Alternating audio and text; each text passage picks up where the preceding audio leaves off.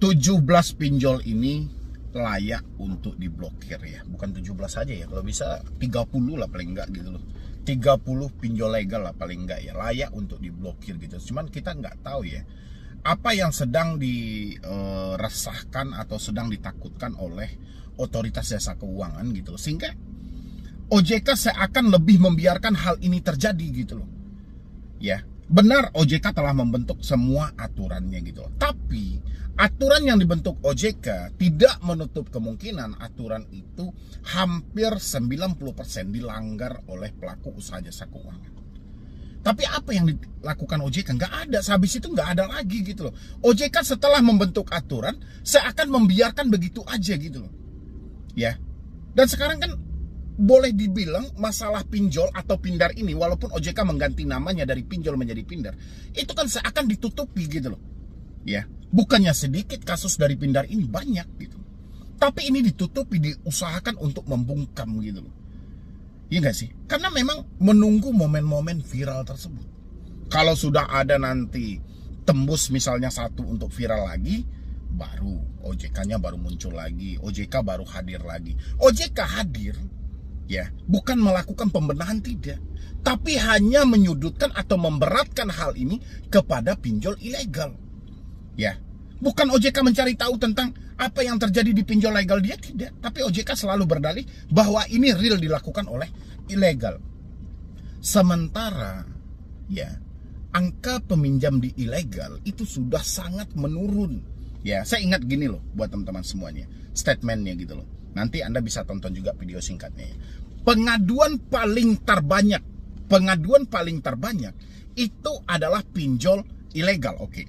Pengaduan paling terbanyak itu adalah pinjol ilegal katanya kan. Berarti pengaduan tentang pinjol legal juga banyak.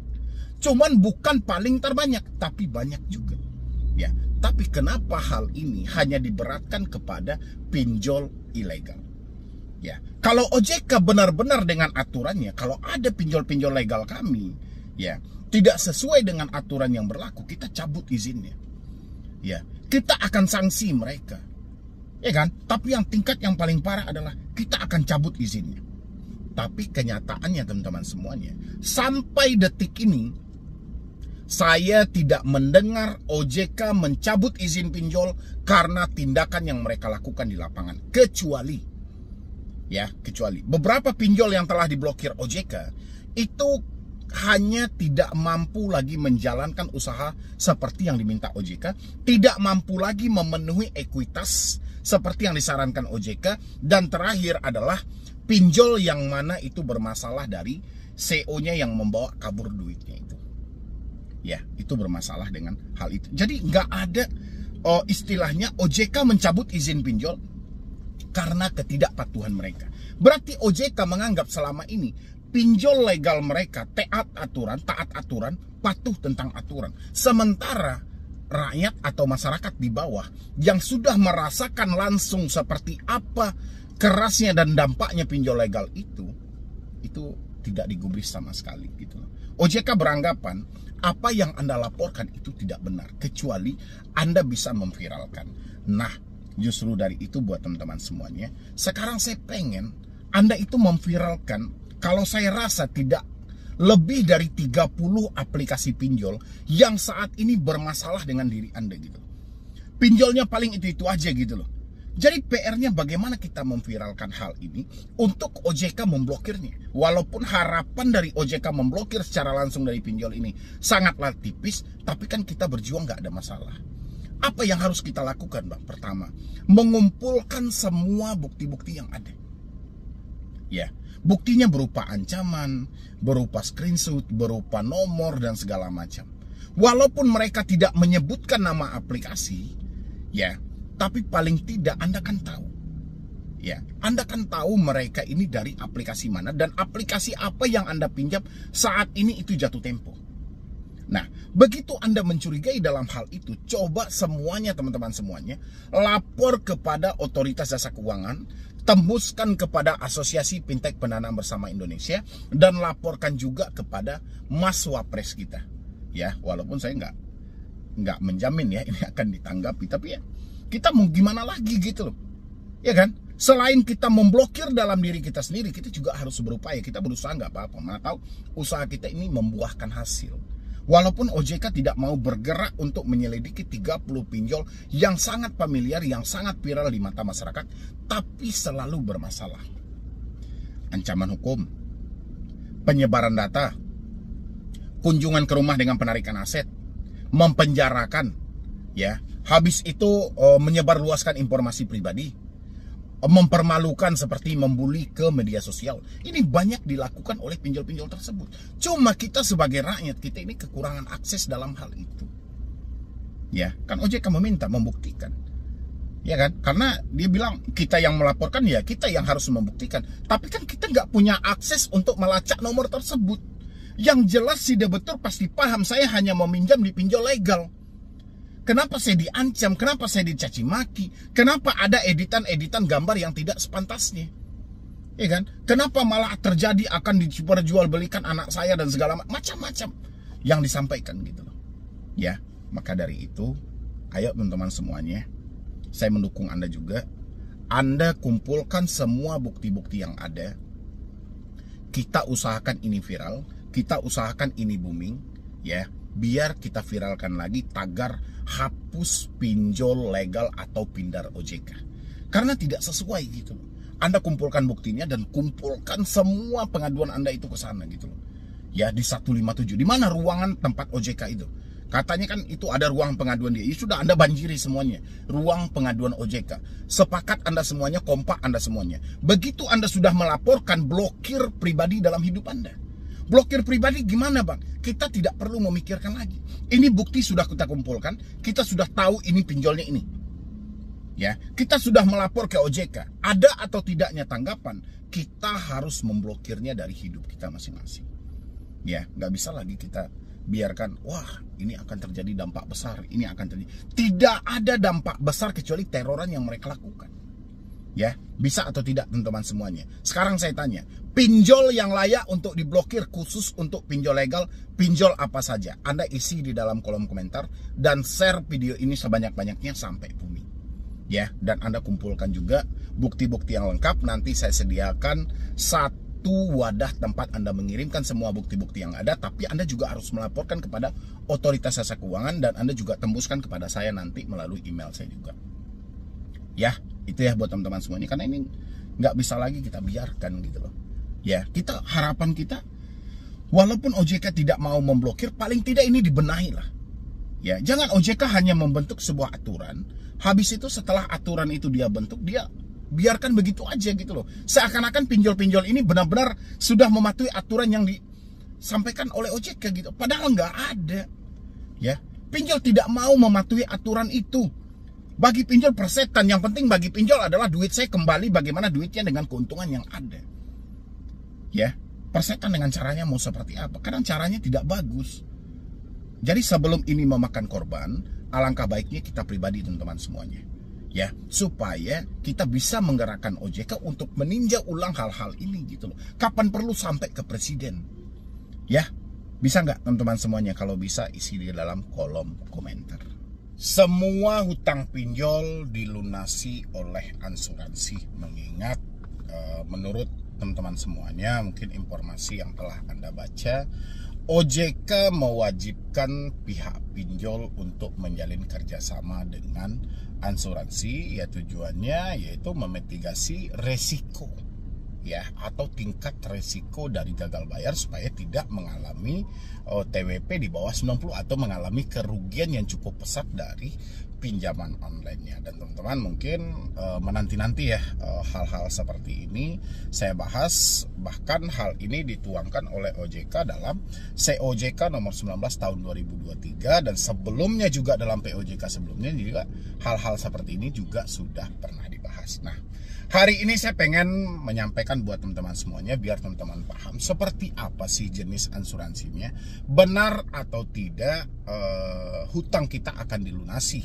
ya ketika kita menyatakan tidak mampu bayar dan tidak sanggup bayar. Kan seperti itu asumsi yang lahir dari diri teman-teman semuanya, mengingat OJK mewajibkan pinjol menjalin kerjasama dengan asuransi. Jadi apapun ceritanya, ya hutang kita harus lunas tanpa perlu lagi kita bayar. Ketika kita mengalami yang namanya galbay, ya asuransi yang akan membayar hutang kita tersebut. Benar atau tidak teman-teman menginginkan hal seperti itu? Nah, kebetulan saya pengen membahas buat Anda semuanya. Tolong disimak ini ya, jangan gagal paham dan jangan salah mengartikan. Dan jangan hanya sebatas melihat judul, melihat thumbnail, tapi tanpa didalami sebenarnya seperti apa sih penjelasan dalam asuransi kredit pinjaman online. Oke?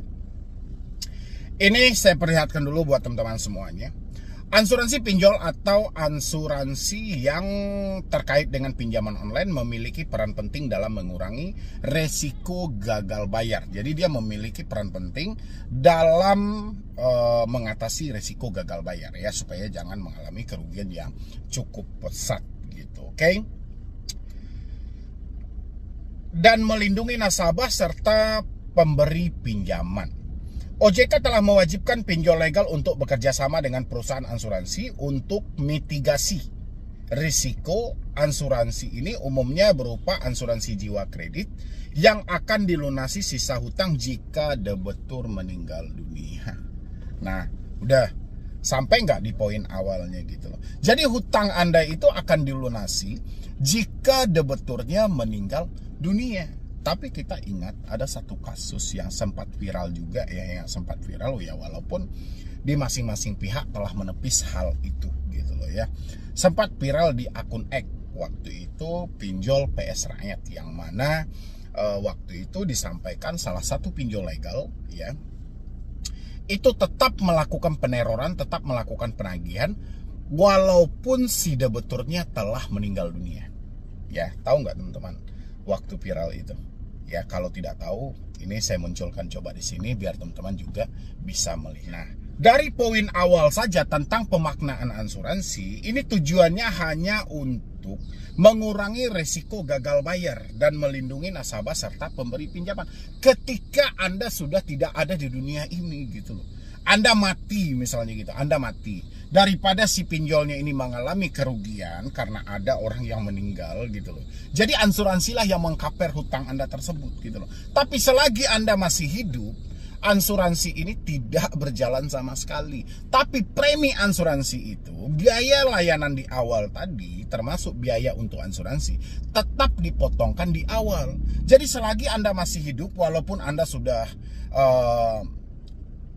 mati akal dan segala macam, duit udah nggak ada, benar-benar sudah nggak ada dengan kondisi apa, ya tetap tidak ada alasan asuransi akan membayarkan hal itu kalau Anda masih hidup gitu loh. Ya, jadi asuransi itu baru bekerja ketika Anda sudah meninggal dunia. Itu ya buat teman-teman semuanya. Jadi teman-teman selalu, Bang, kita kan telat bayar nih di atas 90 hari, ya otomatis pihak pinjol mengklaim dong asuransinya. Sebenarnya kita berpikir dengan pemikiran jernih aja. Saya di beberapa video sempat menyampaikan, Anda nggak usah terlalu terfokus soal asuransi. Asuransi tidak semudah yang kita kira dan tidak segampang yang ada dalam pemikiran kita. Ini perusahaan asuransi loh, mereka juga menginginkan keuntungan. Ya, kalau setiap kali Anda gagal bayar terus dikaper asuransi, ya itu sama aja duit itu diberikan sama Anda. Sekarang Anda minjam pinjol, ya Anda telat, ya 1 bulan, terus pinjolnya langsung klaim ke asuransi, udah hutang Anda dibayarkan, ya. Terus pinjolnya nggak rugi. Sekarang pertanyaannya, asuransi dapat untung dari mana? Dapat duit dari mana gitu loh? Nggak mungkin asuransi yang akan menagih Anda, ya. Itu buat teman-teman semuanya. Jadi terkadang kan nggak sampai juga logikanya kalau arahnya ke sana gitu loh ya. Jadi tiba-tiba kita minjam, habis itu menyatakan saya nggak mampu bayar, terus langsung diklaim asuransi, langsung dibayarkan. Nggak seperti itu. Ya, asuransi itu juga rumit teman-teman semuanya. Bahkan Anda sudah meninggal dunia aja untuk pengajuannya itu juga cukup susah gitu loh. Sama kayak Anda asuransi kendaraan misalnya, terus terjadi tabrakan, walaupun itu ada all risk, TLO dan segala macam, itu untuk klaimnya aja itu sangat rumit. Ada berita acaranya, ada laporan polisinya dan segala macam. Dan itu belum tentu di ACC gitu loh. Ya, kalau seandainya Anda klaim asuransi kendaraan, tiba-tiba waktu Anda klaim itu SIM Anda mati, pajak Anda mati, ada beberapa asuransi yang menerapkan hal seperti itu. Dan itu kemungkinan kecelakaan Anda ketika STNK Anda mati atau pajak kendaraan Anda mati atau SIM Anda mati itu tidak di-cover oleh asuransi. Ya apalagi ranah pinjol, yang asuransi sangat paham dan sangat mengerti bahwasanya orang-orang yang meminjam di pinjol kemungkinan besar 85% tidak mampu bayar. Ya, 15% melakukan pembayaran, itu pun dengan keterpaksaan. Ya, jadi asuransi yang disampaikan OJK, pinjol wajib asuransi, itu hanya semata ketika si debeturnya sudah meninggal dunia. Jadi daripada dia mengalami kerugian yang besar, dia bisa klaim dalam hal itu. Ya, ini yang tertuang, Anda bisa lihat di layar saya gitu. Ya, buat teman-teman semuanya, kita lanjutin lagi. Berikut penjelasan lebih detail tentang asuransi pinjol. Peran dan manfaat. Asuransi pinjol bertujuan untuk melindungi pihak pemberi pinjaman dari resiko gagal bayar jika debetur meninggal dunia atau mengalami kecelakaan. Jadi Anda harus terjadi dulu musibah dalam hidup Anda, bukan musibah Anda dipecat dari perusahaan, bukan musibah karena duit Anda nggak ada, itu nggak berlaku gitu loh. Jadi kalau nggak meninggal dunia, terjadinya kecelakaan. Kecelakaan itu nanti akan dikaji lagi seberapa kritis gitu loh. Seberapa besar kemungkinan Anda untuk mati gitu loh ya kan. Gitu teman-teman semuanya. Jadi kan kadang saya tuh bingung. Bang Medi, tolong dong Bang, bahas Bang tentang asuransi pinjol gitu loh. Benar nggak sih kita telat sudah 2 bulan, 3 bulan terus asuransi yang bayar? Kan rugi lah asuransi. Kan bisa dilogikan asuransi dapat duit dari mana gitu loh. Ya nggak sih, kita telat 2 bulan, nyatakan tidak mampu, gagal bayar, terus diklaim dibayar. Itu kan nggak ada pinjol yang namanya yang rugi. Terus kalau sudah seperti itu, pinjol kan nggak perlu tagih kita gitu loh. Ketika kita telat bayar, pinjol langsung aja lah tagih sama asuransi. Kan sudah saya bayar kemarin, berapa premi? 150. Berapa hutang yang bersangkutan? 1,5 juta, udah bayar. Ya kan, pertanyaannya asuransi dapat duit dari mana? Ya, itu logikanya. Jadi teman-teman jangan memikirkan hal yang aneh-aneh. Ini hanya tujuannya, ya, bahkan Anda sudah meninggal pun pihak pinjol tidak mau merelakan hutang itu gitu loh. Dan OJK mengarahkan kalau bisa, ya ketika ada debetur yang meninggal, ya pihak pinjol masih bisa mengklaim asuransinya gitu loh. Tapi selagi Anda tidak meninggal, ya pihak pinjol akan berusaha untuk melakukan penagihan karena tidak memenuhi syarat dalam mereka mengklaim asuransi tersebut. Ya, habis itu di sini asuransi ini juga memberikan perlindungan bagi ahli waris debetur yang tidak harus menanggung sisa hutang. Nah kan cocok, ya kan? Kalau yang viral kemarin itu setelah dia meninggal kan ahli waris yang dibebankan gitu loh. Inilah tujuan dari asuransi tadi. Ini tujuannya gitu loh. Jadi bukan semata terlalu simpel seperti pemikiran teman-teman, tidak ya. Jenis asuransi yang sering digunakan dalam pinjol adalah asuransi jiwa kredit. Asuransi ini akan melunasi sisa pinjaman kepada pihak pemberi pinjaman jika debetur meninggal dunia selama masa pinjaman. Ya. Habis itu wajib bagi pinjol legal. OJK mewajibkan setiap perusahaan pinjol legal untuk bekerja sama dengan perusahaan asuransi sebagai bagian dari upaya mitigasi resiko. Hal ini dilakukan untuk mengurangi resiko gagal bayar dan memberikan perlindungan yang lebih luas bagi nasabah dan pemberi pinjaman. Dah, resikonya cuma itu aja. Yang penting secara garis besar OJK berusaha bagaimana pinjol tidak dirugikan gitu loh. Walaupun ada nasabah nanti yang meninggal dunia, itu pinjol tidak dirugikan. Tapi ini ada pengecualian gitu loh. Ya. Jadi walaupun Anda menyatakan tidak mampu, itu Anda tetap aja akan ditagih. Karena konsepnya harus meninggal dunia kalau nggak kecelakaan. Oke? Dan habis itu skema perlindungan. Beberapa pinjol juga menyediakan skema perlindungan bagi para leader pemberi pinjaman dalam bentuk asuransi yang akan membayar sebagian atau seluruh pokok pinjaman jika terjadi gagal bayar. Ini untuk investornya ya. Habis itu mitigasi moral hazard. Nah, moral hazard ini ada pemanfaatan oleh oknum di lapangan gitu ya. OJK juga fokus pada mitigasi risiko moral hazard pada asuransi kredit pinjol, yaitu risiko di mana pihak asuransi cenderung mengabaikan seleksi debetur yang baik karena adanya asuransi yang melindungi. OJK telah mengeluarkan aturan terkait produk asuransi yang dikaitkan dengan kredit termasuk pinjol untuk memitigasi resiko ini. Jadi moral hazard itu takutnya teman-teman memanfaatkan dengan cara yang berbeda. Jadi karena Anda tahu ini sudah ada asuransi dan Anda bikinlah drama, pokoknya memanfaatkanlah bagaimana hutang Anda ini lunas gitu. Padahal Anda tidak memenuhi syarat dalam pengkaperan asuransi tadi gitu loh. Itu disebut dengan moral hazard ya. Habis itu biaya asuransi. Biaya asuransi bisa menjadi salah satu faktor yang mempengaruhi biaya layanan pinjol. Karena perusahaan asuransi juga memiliki kewajiban untuk menjaga kesehatan keuangan mereka. Jadi untuk biaya asuransi itu memang dipotongkan dalam biaya pinjaman Anda. Jadi ketika Anda minjam 1 juta dipotong 350 misalnya. Dalam 350 itu sudah ada pembayaran premi asuransi. Nah, kurang lebih seperti itulah buat teman-teman semuanya. Jadi tidak ada ceritanya hutang Anda dilunasi oleh asuransi sementara Anda dalam keadaan sehat walafiat, terus hanya semata karena tidak mampu gitu loh. Makanya saya selalu bilangin, nggak usah bahas asuransi, nanti yang terjadi kekecewaan pada diri Anda. Dan akhirnya terbukti kan, sangat kecewa gitu loh. Ya, jadi bukan semata, oh galbay aja semuanya, nanti asuransi yang bayar. Pertanyaannya, asuransi dapat duit dari mana untuk membayar itu? Ya, kan Anda tidak mencicil kredit Anda ke asuransi, Anda mencicilnya ke pinjol. Enggak. Itu buat teman-teman semuanya, mudah-mudahan teman-teman paham dan gak usah kita berpatok lagi pada asuransi. Kalau memang benar kita menyatakan sudah tidak mampu, ya sudah, kita tampung resikonya. Apa resikonya? Nama kita tercatat dalam skor kredit bermasalah, ya sudah kita tampung di sana gitu loh. Ya, jadi kita nggak ribet-ribet lagi memikirkan A, B, C, dan D dan segala macam. Kita nggak perlu lagi, yang penting kita gentleman, fokus, kita berbuat, kita bertanggung jawab. Apapun resikonya kita hadapi. Kita capek karena teroran, karena telepon dan segala macam, kita putus komunikasinya. Ya, begitu ya teman-teman semuanya. Jadi tetaplah fokus berusaha dan bekerja. Insya Allah semuanya akan baik-baik saja. Tidak ada yang fatal dari risiko gagal bayar pinjol kecuali pemikiran Anda sendiri. Jadi sekian dulu dari saya, Medi Broni. Wassalam.